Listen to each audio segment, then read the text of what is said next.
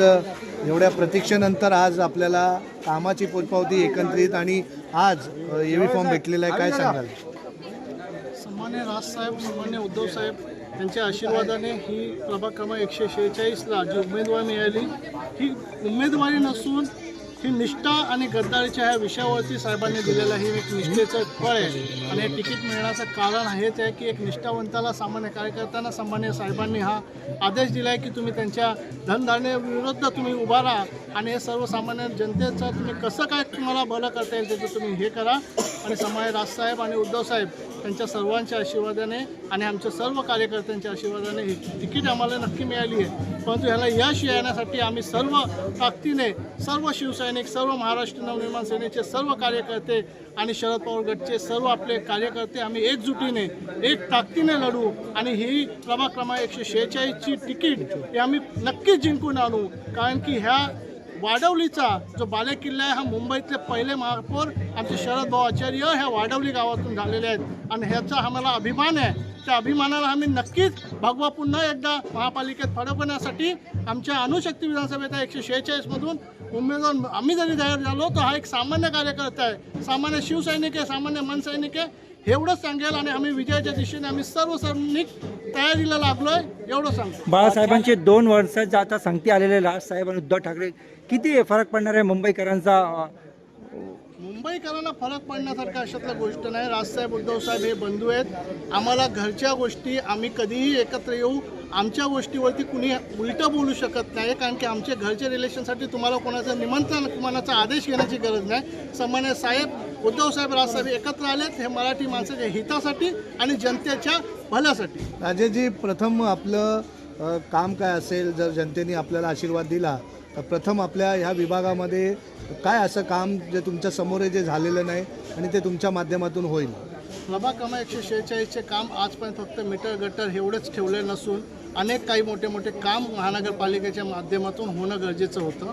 ते महानगरपालिकेचे स्थानिक जे कोण नगरसेवक होते त्यांनी काम केलेलं नाही आहे आणि त्यांनी त्यांच्यावरती जो शिवसैनिकांनी भरोसा दाखवला होता, विश्वास दाखवला होता, त्याला कुठंतरी त्यांनी तडा दिलेला आहे आणि त्या तड्याला, त्या गद्दारांना आम्ही त्यांची जागा दाखवल्याशिवाय राहणार नाही. आणि आमचं काम करण्याची पद्धत जी सन्मान्य राजसाहेब, उद्धव साहेब हे आम्हाला ठरवून प्रत्येक वेळेस कसं काम करायचं, काय करायचं हे मार्गदर्शन वेळोवेळी करत राहतील आणि त्या अनुषंगाने आम्ही प्रभागात कोणत्या पद्धतीने काम करायचं आम्ही आमच्या सर्व कार्यकर्त्यांच्या सोबत बसून जिथे जिथे काय गरज असेल ते पूर्ण काम आम्ही पूर्ण करू. राजेश जी, क्या लगता है, विश्वास जताया सुप्रीमो राज ठाकरे जी ने आप पर, क्या लगता है कि चित्र बदलेगा, खरा उतरेंगे आप वार्ड में? जरूर खरा उतरूंगा क्योंकि ये सर्वसामान्य जनते का हमें सपोर्ट है, सर्वसामान्य शिव सैनिकों का, सर्वसामान्य मन सैनिकों का, हम लोग का, सबके यहाँ के जनते का एक कहना है कि एक गरीब उम्मीदवार यहाँ से उम्मीदवार लड़ रहा है और वो निष्ठावंत और गद्दारों के बीच ये लड़ाई है और इसके ज़्यादा हम कुछ नहीं बोलेंगे और हम लोग सिर्फ चुनाव लड़ने के पीछे लड़ेंगे. हम लोग सब कार्यकर्ता एकजुटी से काम करके आने वाला भविष्य में शिवसेना का भगवा और मनसे का भगवा, ये शिवसेना का महानगरपालिका भगवा लहराएगा, यही बोलूँगा. नक्की. काय सांगाल आपण? नवीनजी, असं सांगितलं जातं की गुलाल आमचाच उधळणार आहे आणि महापौर आमचाच होणार आहे, काय सांगा? 100% दोन्ही ठाकरेंची एक खासियत आहे, सर्वसामान्य घरातला उमेदवार देणार आणि त्याला उच्च पदावर बसवणार. आज राजेश पूर्वे यांना तिकीट देऊन त्यांनी हे नक्की केलं आहे की 146चा नगरसेवक हा युतीचाच होईल, आमच्या शिवसेना आणि मनसे युतीचाच होईल. त्यामुळे एकंदरीत भाजपकडनं असंही सांगितलं जातं की यावेळेचा महापौर हिंदूच होणार, काय सांगा? भाजप काही बोलेलो, त्यांचं हिंदुत्व आम्हाला माहिती आहे. 92च्या दंगलीत आम्ही त्यांचं हिंदुत्व फार जवळनं बघितलं आहे. त्यांचं हिंदुत्व बेगडी आहे, खरं हिंदुत्व आम्ही शिवसेना प्रमुखांचं हिंदुत्व मानणारे लोक. नवीन नगरपंचायत, नगरपालिकेमध्ये मोठा विजय त्यांना भेटलेला आहे, पण असं काय वाटतंय की परत महानगरपालिकावर पण त्यांचाच झेंडा फडकवेल असं वाटतं का? त्यांना काय मजा करायचे करून द्या. 16 तारखेला जेव्हा विजयी गुलाल उधळेल तेव्हाच त्यांच्या तोंडाला जनताने दिलेला एक उत्तर असेल ते त्यांना मिळून जाईल. बाळासाहेबांनी यांना भरभरून प्रेम दिलं, बाळासाहेबांच्या विचारांची गद्दारी केली, शिवसेनेचे पक्षप्रमुख आदरणीय उद्धवसाहेब ठाकरे यांच्या पाठीमागे खंजीर मारला. ज्या मतदारांनी आणि ज्या शिवसैनिकांनी यांना निवडून आणलं आपलं भरभरून प्रेम देऊन, त्यांच्या डोळ्यामध्ये धूळफेक करण्याचं काम या गद्दारांनी केलेला आहे आणि त्याची शिक्षा येणाऱ्या 15 तारखेला जे मतदान आहे त्यातनं त्यांनी दाखवायची आहे.